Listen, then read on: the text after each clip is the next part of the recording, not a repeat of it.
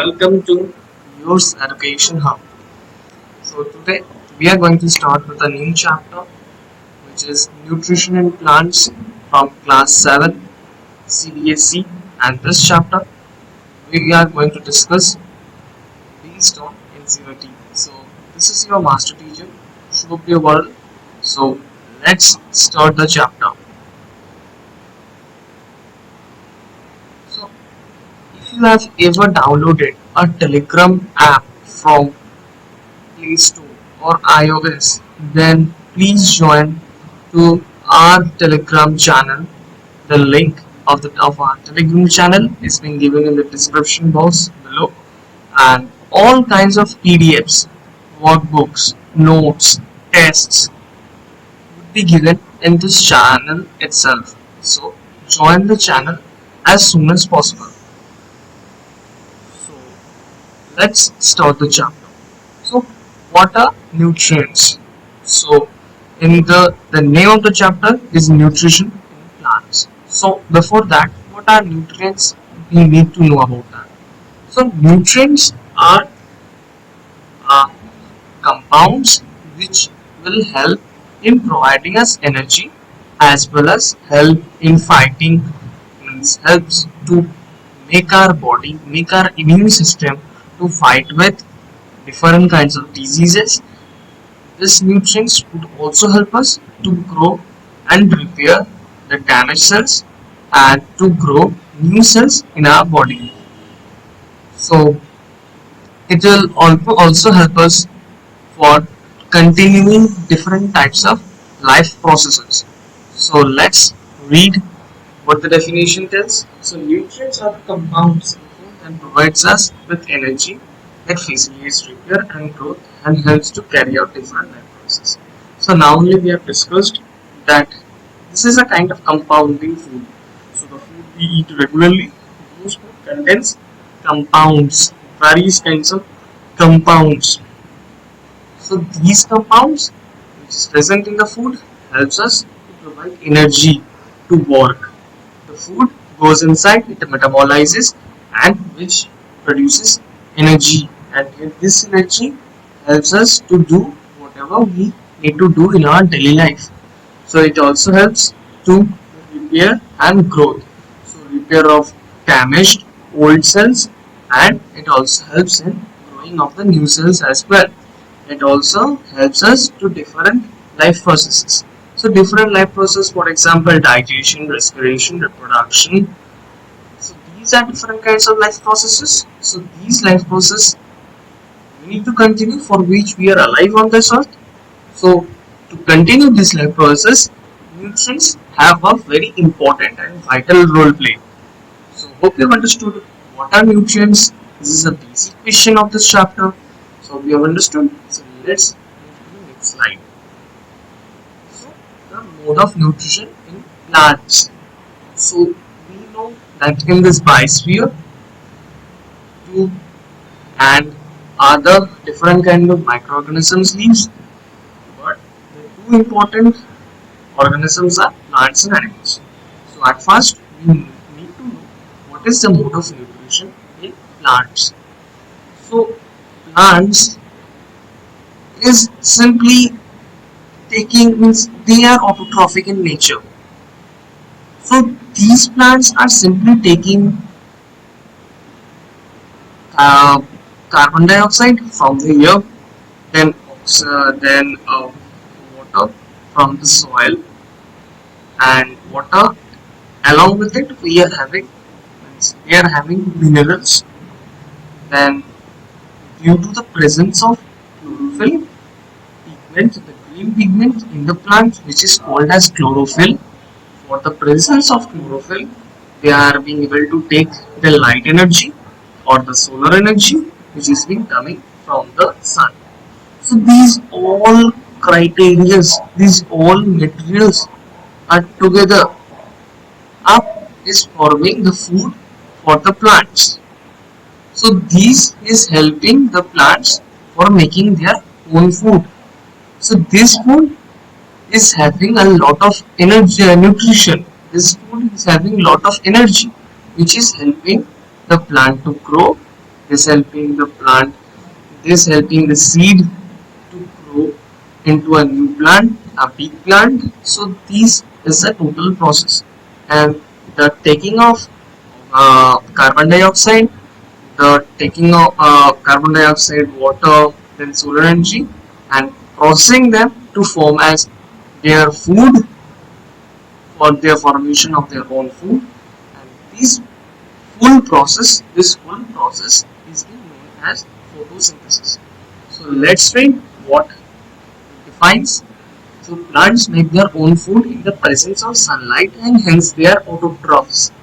So plants can make their own food, and in the presence of sunlight and in presence of carbon dioxide and minerals. Now there is a question that all the time the plants are not getting sunlight. So the daytime, when the plants are able to get sunlight or the solar energy, at that point of time, that point or the time duration, they are continuing with the photosynthesis process. Now what happens at night time? Now at night time, this plant is taking oxygen like other organisms, and in giving out, they are giving out carbon dioxide like the human beings and like other organisms. And this is helping the plants to make their food, but this process is going on at night only.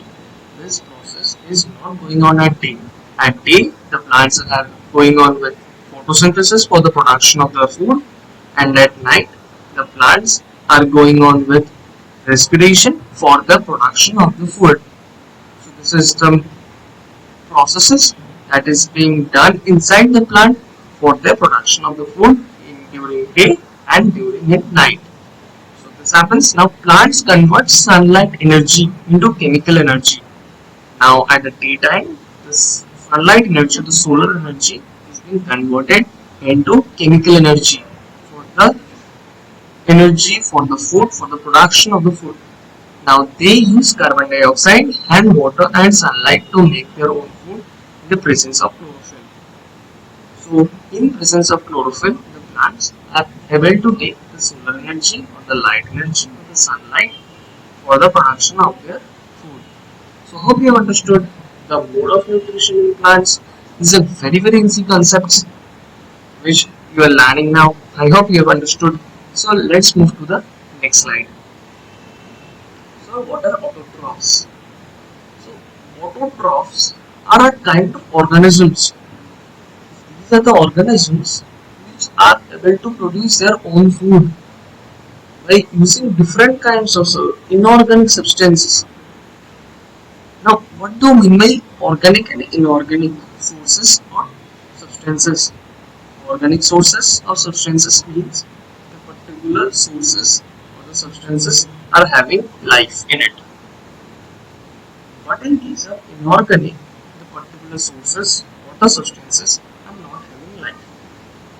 But in case of autotrophs, these organisms are producing their food by their own by taking various kinds of inorganic substances or inorganic sources from inorganic sources or inorganic substances.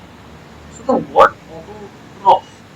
So this is a basic concept of what are autotrophs. Now let's read what it defines. Autotrophs are organisms that can produce their own food using materials from inorganic sources. The word autotroph comes out from the root word auto for self and troph for food. So autotroph is being split into two words. One is auto and one is troph. So what do we mean by auto? Auto means self. And what do we mean by troph? Troph means food. So autotroph is an organism that feeds itself without the assistance of any other organisms. So autotrophs are the organisms that feeds itself without the assistance, without the help of any other organism. They doesn't need any help. They are not taking any kind of help from organic sources. They are not taking any help of organic substances. Without taking of any help, they are making their own food by their own. If different kind of processes which are going on inside a plant. So autotrophs are extremely important because without them no other forms of life can exist. Because autotrophs are very much extremely important. Only green plants are the only autotrophs in this biosphere. No other plants are as much important as these green plants. So green plants, at the end of the day, green plants are the most important um, organisms which are helping other organisms, other non-green organisms, other microorganisms, other human beings, other uh, organisms like tiger, lion. These are all able to survive because of green plants. So, if there is no green plant on this earth, the day when there will be no green plants on this earth, the total universe, the total biosphere will be destroyed. So autotrophs play a very much vital role in the survival of this whole biosphere. So hope you have understood what are autotrophs and you have got the basic concept of it. So let's move to the next slide. So what are heterotrophs? Now what are heterotrophs? Heterotrophs are the some organisms other than green plants. So these are organisms which cannot prepare their own food. They doesn't have that capability. They doesn't have that structure in their body for preparation or the production of their own food. So for which they need to depend on some other organisms, on some green plants for the production, for the getting energy, for the metabolism inside the body, for getting energy. So these are the organisms which cannot prepare their own food, which are depending on other organisms for their food, are known as heterotrophs. So let's read what it defines. The heterotrophs are the organisms which depend on other organisms for food. So these are the organisms that depend on other organisms for their food. Nutrition is a process by which an organism procures to nourishment the supply of nutrients required by its body and cells to stay alive. Now, nutrition is a process by which an organism procures its nourishment for nourishing itself. The supply of nutrients in its body is helping the body to nourish itself to produce energy as well as the cells inside the body get means the number of cells to be getting restored after some cells are getting damaged, production of new cells, so production of energy. So this whole process is helping every organism to live in this earth, to be alive, to stay alive. Now heterotrophs exhibit heterotrophic mode of nutrition. Autotrophs are exhibiting autotrophic mode of nutrition. Heterotrophs are exhibiting heterotrophic mode of nutrition. Heterotrophs are the organisms that depend on plants or other organisms for their food. These are the organisms which depend on plants, green plants, or other organisms for their food. Heterotrophic type of nutrition can be categorized into parasitic mode, saprophytic mode, and symbiotic mode of nutrition. Heterotrophic type of nutrition can be categorized in three modes: parasitic mode, saprophytic mode, symbiotic mode, as well as there is another category which is known as holozoic mode. So parasitic mode is uh, the mode in which means these all modes will be discussed. Now in our class 7 institute group, we are not having the holozoic mode of nutrition. We will be learning about holozoic mode of nutrition in the higher classes. Parasitic mode of nutrition, saprophytic mode of nutrition, and symbiotic mode of nutrition we will be learning in the later part of the lecture. But before that, just a brief concept and a small kind of concept or the overview of holozoic mode of nutrition I am giving you. That holozoic mode of nutrition are basically the human beings. Human beings are the organisms which eat everything from green plants to animals. So this is the holozoic mode of nutrition.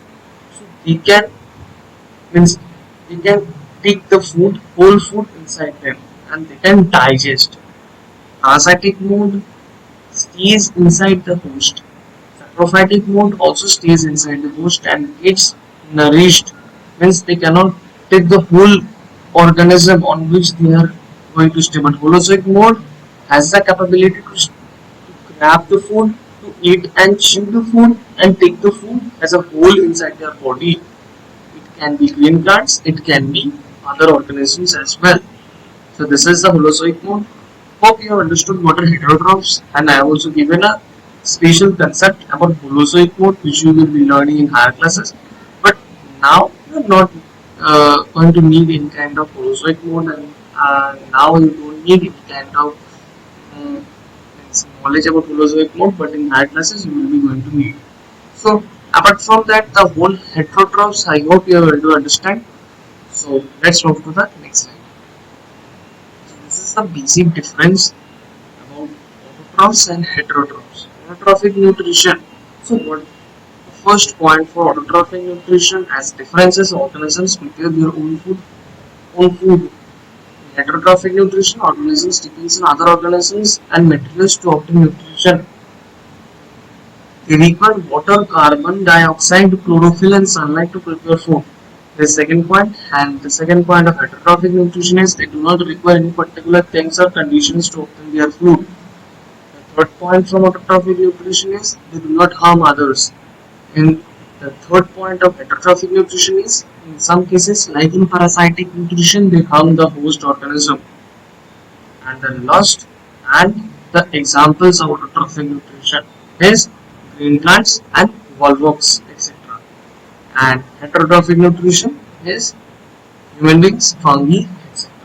So this is the total and basic difference of autotrophic nutrition with comparison to heterotrophic nutrition.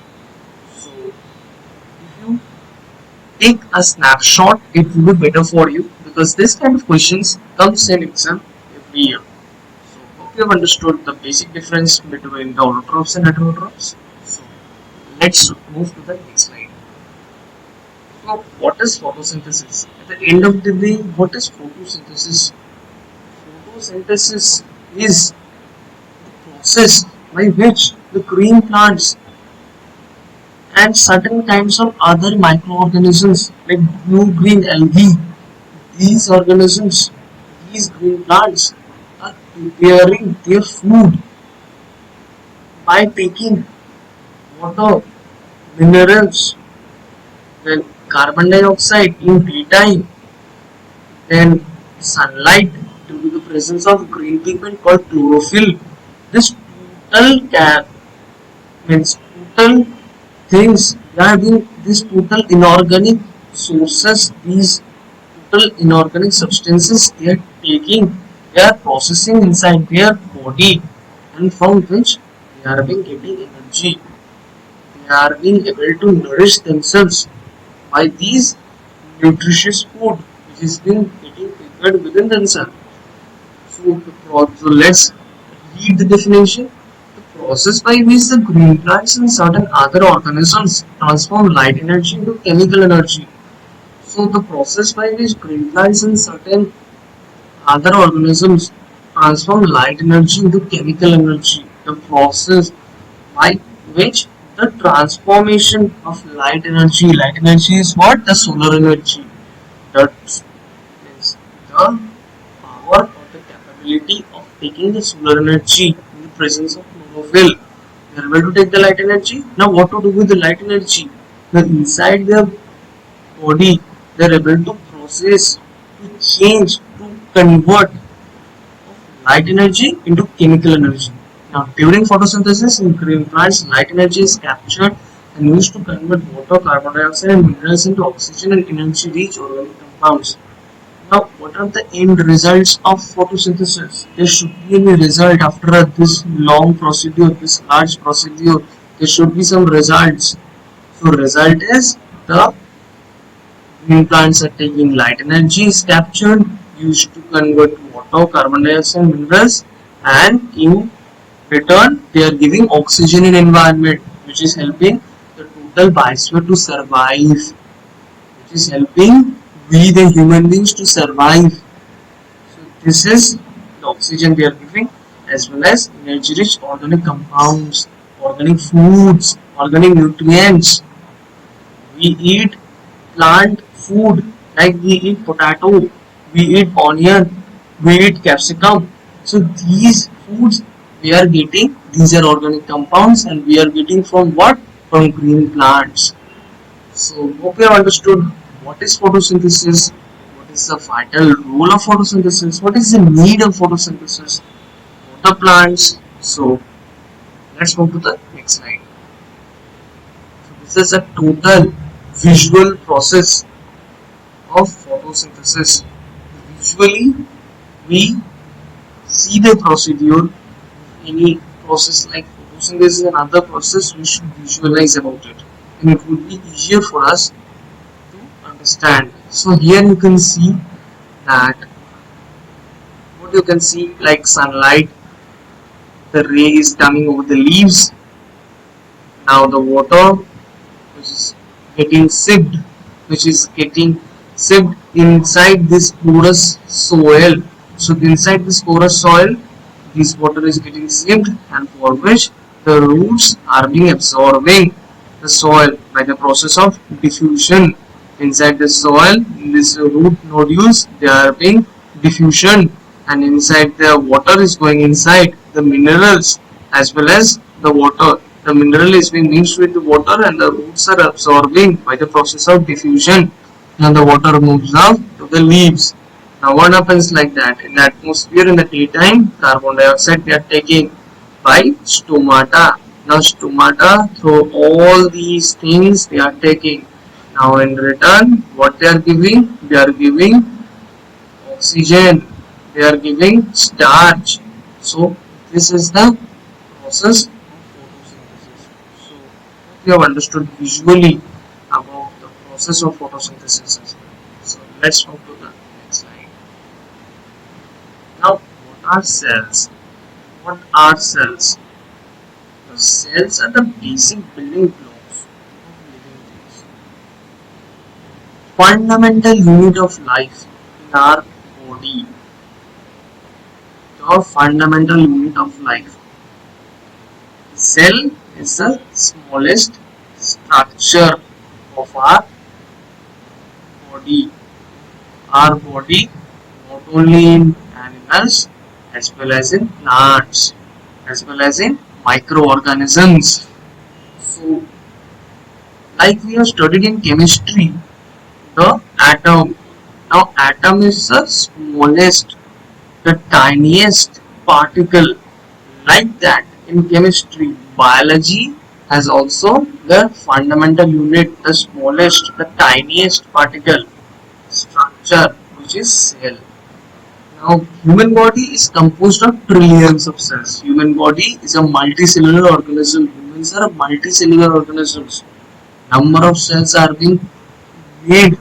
Number of cells are formed inside our body, which is helping us to be surviving. So, number of cells are working, which is producing metabolism, which is producing energy, which is making ourselves to work. So these are composed, our body is composed of trillions of cells. Human body is a multicellular organism. Now we also have unicellular organisms, which are called the single cell, which is also called as single cell organisms.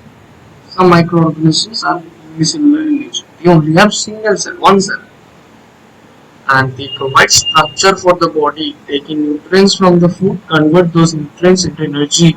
This cell is helping giving nutrition to each and every part of our body, and these nutrients are being converted in these cells, and which is giving us as energy and carry out, and they are also being carrying out with specialized function. Each and every cell have specific functions. These cells are being given with specific functions. So these is total basic concept about cell. We'll be learning about cells in higher classes as well. So hope you have understood what are cells. So let's go to the next slide. So what is stomata? Stomata is the tiny pores present just bottom of the leaves. This stomata helps in the process of transpiration. Now if anybody asks what is transpiration, new word I think. Transpiration is a process in which evaporation occurs in every body, every substance evaporation occurs. Evaporation also occurs in plants as well. When there is too much high temperature, plants, means the stomata gets opened up, and for which the water gets vaporized or the water gets evaporated in the air. So that is known as a transpiration. Now, stomata also helps in taking in of carbon dioxide in daytime and gives out oxygen in daytime. Now, stomata helps in taking in oxygen at night time and helps in giving carbon dioxide at night time. So this is the whole working of stomata. Now let's read what it defines. Stomata, tiny openings, very very small. We can observe it by the help of microscope. Now present on epidermis of the leaves, the bottom side of the leaves. Now we can see stomata under the light microscope. So it has been mentioned that it will be very much visible under light microscope. You may know what are light microscopes and what are electron microscopes. In some of the plants, stomata are present on stems and other parts of plants. So in plants, stomata are present on stems and it is also present on other parts of plants as well. Stomata play a vital role in gaseous exchange and photosynthesis. We have discussed now itself, and they control by transpiration rate by opening and closing. When too much transpiration occurs, the stomata gets closed automatically. But have you ever wondered why cactus doesn't have any leaves? Have you ever wondered about that? Why they have thorns? They have thorns because in desert climate, rainfall is very limited. In tropical or equatorial region, rainfall is heavy. Compared to desert, rainfall doesn't occur much, for which the cactus has borne with thorns.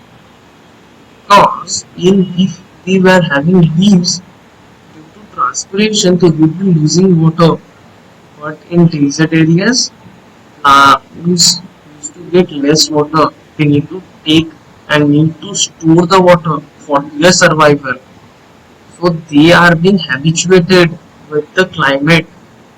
So on the basis of their climate and of the condition in deserts, cactus are born with thorns so that transpiration doesn't occur, so that loss of water doesn't occur. But in case of areas like tropical rainforest, in areas like equatorial forests, those areas rainfall is huge in quantity, for which the plants are having transpiration rate occurs higher and for which rainfall occurs also. So hope you understood what is stomata, and I have also given some extra knowledge about the need of stomata and when how cactus doesn't need any stomata, means why cactus doesn't have leaves as well. Some extra knowledge I have also given to you. So hope you have understood what is stomata. So let's move to the next slide. Now these are the parts of stomata. Now when stomata is opened, they looks like this. So this happens when there is an exchange of gases takes place. This happens when there is no exchange of gases. But then in exchange of gases occurs every seconds. So we cannot understand when it is opened or when it is closed. But in case of transpiration and in case of low transpiration, we can observe or understand more easily. So this is the closed stomata and this is the open stomata. So when transpiration occurs more, the stomata happens like this and then like this. So this is the partial stomata. This is this violet color big circular structure is a nucleus. These green structures are called the chloroplast. This yellow structure is known as a vacuole, and this is the guard cell. And this green, which is bounded by the stomata, is the cell wall. So these structures I don't really need to learn much, but for extra knowledge you can have these structures because these structures will be in detail in your higher classes. So hope you have understood the parts of stomata as well, and we have discussed some extra knowledge by looking at its anatomy or the structure of the stomata. So let's move to the next slide. So this is the basic equation of photosynthesis. What is this equation? Now in daytime 6CO2. This let's read it by skeletal equation. CO2 gas means carbon dioxide is being taken by the plants. H2O water is being taken up by the plants. Now photosynthesis occurs in presence of light, means presence of chlorophyll, in presence of for ways of plants are able to take the solar energy. These three processes occurs and they form C6H12O6. This is a basic formula of glucose and then oxygen forms. Now why we have put 6 in each and every formulas of formula of the carbon dioxide from for as water as well as for the oxygen. This is the balanced chemical equation. So hope you know about what is a why we do balanced chemical equation. This is due to the law of conservation of energy. Now we are going much in detail in chemistry. So when we will be discussing in chemistry chapters, we will be discussing about the placement of these balanced numbers. So we have understood the basic equation of photosynthesis. So let's move to the next slide. You may take this equation as a screenshot. It would be helping in your exams. So let's move to the next slide. So this is iodine taste on starch. Now iodine taste, this is a kind of experiment. So this is a kind of experiment you can do in your home, but then it is a big experiment and then we need to observe the color of leaves. So let's read. You can do this experiments if you have leaves in your home, you have plants, then you will be able to do this experiment. The iodine taste is used to taste for the presence of starch. Starch, you may know, the production of the food after this is the result of photosynthesis. The production of the food. The production of the food is known as a starch. As and the result, another result of the photosynthesis is oxygen. So starch and oxygen, the two results, important results of photosynthesis. Now starch turns into intense blue-black color on addition of aqueous solutions of triiodide and iron. These are some chemistry terms you will be knowing in chemistry. So without using much time in understanding the chemistry words, when we will be culturing with the chemistry chapters of the syllabus, we will be discussing about these in detail. Now to prove this, first let's have two healthy potted plants. Remember that they should be the same type. Now we are telling that to prove this first, now we need to prove this iodine test. Let's have two healthy potted plants. We need to take two healthy potted plants. Means those potted plants which are very much regular in doing photosynthesis, which are much healthy, which are very much healthy. They are having energetic plants. We need to take them. Now give numbers to a potted plants. We need to give some numbers. Random numbers we can give number one potted plant. So random numbers like number one potted plant. The dark room. like a room for a couple of days. Use a room used to keep this plant when no light comes up. So this we need to keep not only for a single hour or for 2 hours. We need to keep it for a couple of days. For example, 2 to 3 days or 3 to 4 days, like that. And keeping plant in the dark room while remove all the starch from the leaves. Now, why this will happen?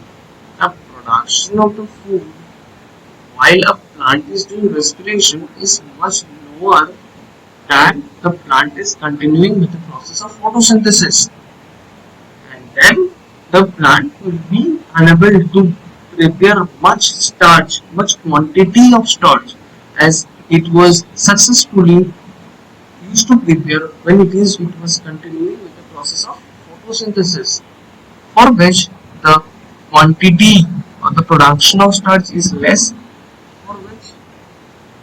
for which keep the number two plant we need to protect and we need to keep it in the sunlight. So while keeping it in the first plant we have kept in the dark room, and the second plant we have kept in the sunlight. Now after a couple of days, after some days, whatever, for example after 7 days, for example 7 days, we will see that one leaf from each plant, we need to pluck out one leaf from each plant and then put a few drops of iodine solution. So we need to take a iodine solution and we need to put over those leaves. We need to observe the color of the leaves. So this is the basic structure and basic needs we need to do while we are doing with the iodine test on stores. And then as an observation we will be seeing that blue black color is not observed on the leaf of the plant number that kept in dark room. It indicates absence of starch. So blue black color will not be seen or not be observed with the plant leaf which has been kept in dark room. This indicates this condition indicates that the absence of starch. This is condition indicating that there is an absence of starch. The leaves of the number 2 plant, second plant, that will be kept in the sunlight, in the open air, in the sunlight, that is going to turn blue black color, and this indicating that there is a presence of starch. So this is a total iodine test on starch. So hope you have understood the iodine test and on starch on leaves, and you can also do it in the home if you are having iodine solution. So you will be observing these observations, these conditions. So hope you have understood. Let's move to the next slide. Now synthesis of plant food other than carbohydrates. So synthesis of plant food than carbohydrates. So we have seen so far that photosynthesis can only provide us carbohydrates which contain carbon, hydrogen and oxygen. Now carbohydrates consisting of carbon, hydrogen and oxygen. Now these components are used to produce other components of food. Now these components of carbohydrates are capable to produce or capable to use to produce other components of food as well. But nitrogenous substances containing nitrogen proteins, vitamins and minerals are also a substantial component of food as well. Nitrogenous substances, which are containing substances like elements like nitrogen, proteins, vitamins and minerals, they are also having substantial component of food. The second source of food for plants is from soil, which contains certain minerals like phosphorus, potassium, nitrogen, magnesium, calcium, sulfur and many other minerals present in dissolved form. Now the second source of food for plants is from soil, which contains, now the second source of food other than the carbohydrates is the food which is containing with certain minerals. Not all minerals, certain minerals. Now certain minerals, what are they? They are phosphorus, potassium, nitrogen, magnesium, calcium, sulfur. Now these minerals are absorbed by the plants from the soil using their root hairs from plants. We had discussed earlier itself that means apart from water, roots hairs are also absorbing substances from the soil like phosphorus, potassium, nitrogen, magnesium, calcium, sulfur, and many other kind of minerals. So these things are also being absorbed by the plants, but these quantities are very much smaller in quantities that they were being absorbing from the soil. But nowadays we are treating the plants with different kinds of fertilizers, pesticides, for which the quantity of these elements are increasing, these minerals are increasing, for which it is making the plants for the production of more for production of more food, production of more food. Now hope you have understood the synthesis plant food other than carbohydrates. You are able to understand the concept of it. So let's move to the next slide. So this is insectivorous plants. Now what are insectivorous plants? Insectivorous plants are those plants which are insect eating plants. Now there is a question, insectivorous plants are also green in color, but then why they need to eat insects? This is a very common question. The answer of this question is like, the insectivorous plants cannot get born in those places, cannot grow up in those places where there is a high content of nitrogen. These plants grow in those places where there is a deficiency of nitrogen in the soil, for which we know that nitrogen helps the plants to grow. But if the nitrogen is only deficient in the soil, then by what process the plants will able to grow? Now these plants, for their growth, for their production, they used to take the nutrition which is present inside the insects.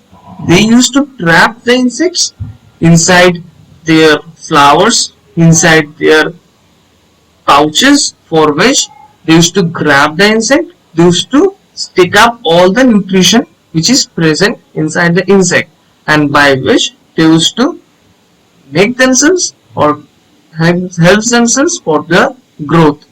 Now let's read what it defines.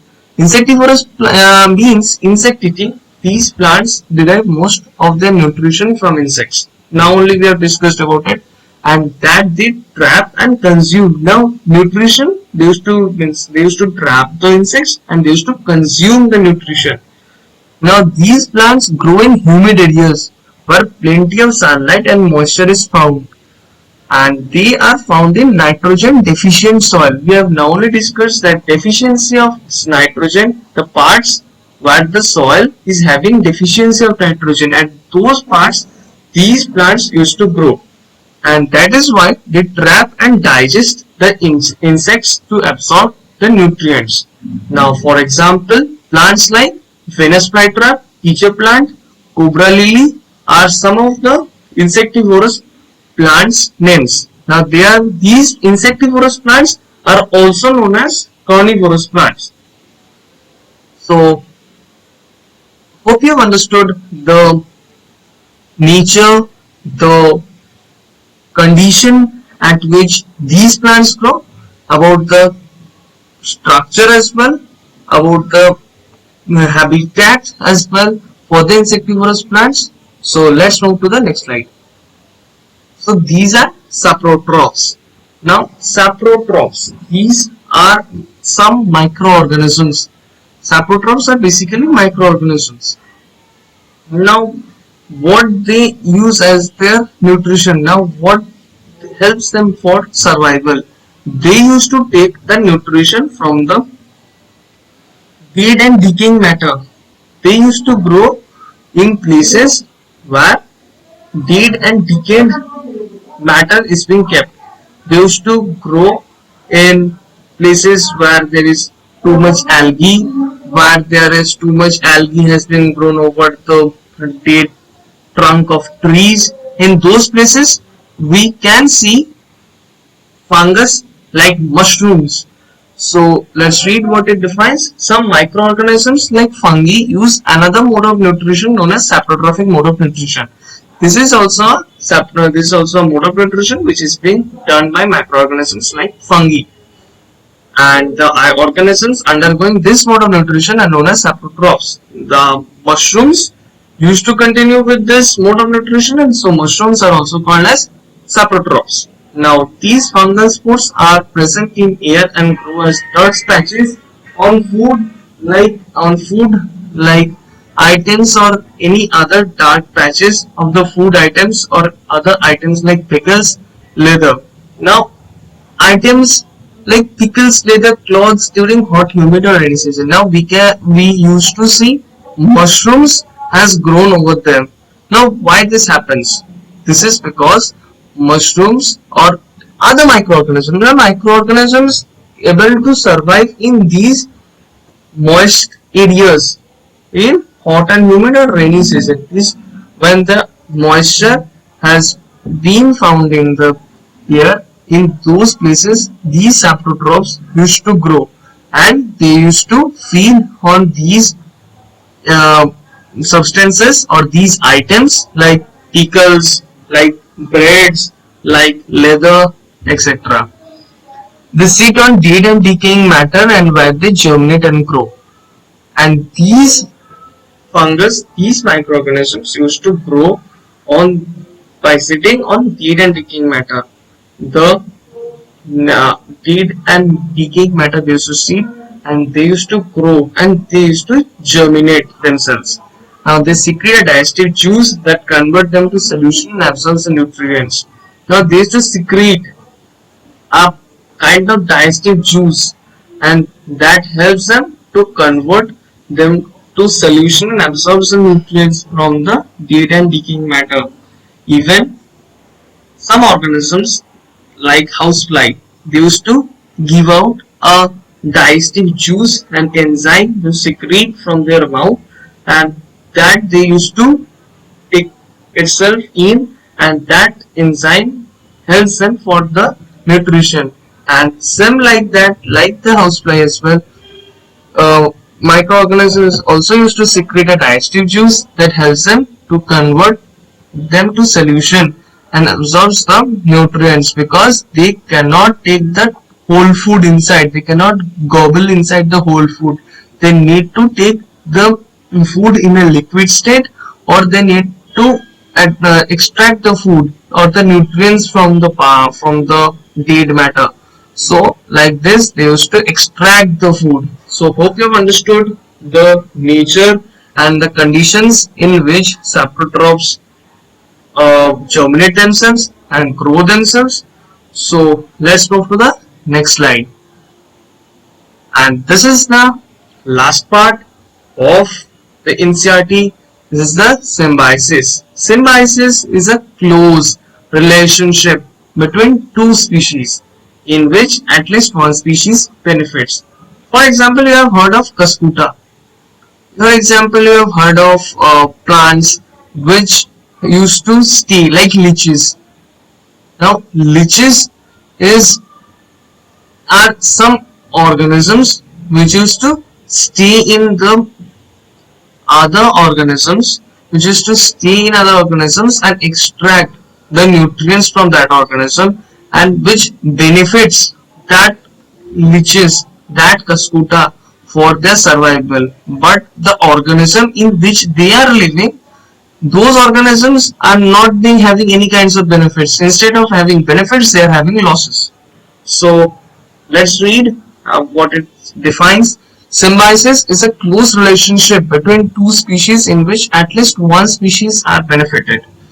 So leeches are benefited, Cuscuta are benefited, and they are getting benefited from the host. It may be a plant, it may be an organism. For the other species, the relationship may be positive or negative or neutral. Now the impact which is being falling over the host, it sometimes it is getting positive. sometimes it also getting negative, but sometimes it is also getting neutral also. So there are three basic types of symbiosis: mutualism, commensalism, and parasitism. Now these are the three types of symbiosis. So hope you have understood what is symbiosis and what makes the whose benefits is being continued by the symbiosis, and what are the three basic types of symbiosis. So let's move to the next slide. So these are lichens. Lichens are the plant-like organisms. They are symbiotic. So these are examples of symbiotic, and um, apart from lichens, there are also cyanobacteria. These are some examples, but let's read what it defines. Lichen, any of about 15,000 species of plant-like organisms that consist of symbiotic association or algae, usually green, or cyanobacteria and fungi, mostly ascomycetes and basidiomycetes. These are basically some names of microorganisms. Lichens are found worldwide and occur in a variety of environmental conditions. Animals which we were looking in saprotrophs, they were able to survive in moisture laden areas. But in case of symbiotic and organisms, they do not need any kind of environmental condition. In a number of environmental conditions, they can able to survive. A diverse group of organisms, they can colonize a wide range of surfaces and are frequently found on tree bark and exposed rock and a part of biological soil crust. So mostly we can see, sometimes we can see that some lichen kind of things have grown on tree barks, old trees, in which the trees are being alive, but then some lichens have grown over those tree trunks. Then they also grows on sometimes on the exposed rocks, old rocks which has been fallen over a few hundreds years ago, and those rocks, they have the lichens have grown, and then it has also been found as a part of ecological soil crust as well. So hope you have understood what is lichens, and then what is where the lichens we can see in our biosphere. So let's move to the next slide. So this is the nutrients, how our nutrients are replenished in the soil. So we need to replenish this nutrients in the soil as well. So why we need to replenish the nutrients in the soil? Why we need to do it? That today the soil is having all kinds of nutrients, but then the plants are taking time periods for grabbing all the nutrients out of the soil by their roots. But then this is a time consuming. The growth of the plant is getting after a period of time. But then the production of food is very much necessary, because crops are being grown in large tracts of land. So the production of crops needs to be very much faster. That's why farmers used to use different kinds of fertilizers, different kinds of pesticides, different kinds of biocides for the production of more food. Now earlier means not earlier, today itself we use manures as well. In when we used to grow plants in the in our houses, you use manures. Now what are manures? The dead decaying matter of, or the waste material of organisms. For example, we can call it as human excreta as well. Manures are human excreta, the excreta of various other organisms, and these are called as manures. Now let's read what it defines. Fertilizers and manures contain plant nutrients. These fertilizers and manures give plant nutrients, now such as nitrogen, phosphorus, potassium, etc. So when fertilizers and manures are added to the soil in the fields, then the soil gets enriched with the nutrients like nitrogen, phosphorus and potassium. So these are some most important nutrients which a plant need to grow to make more food.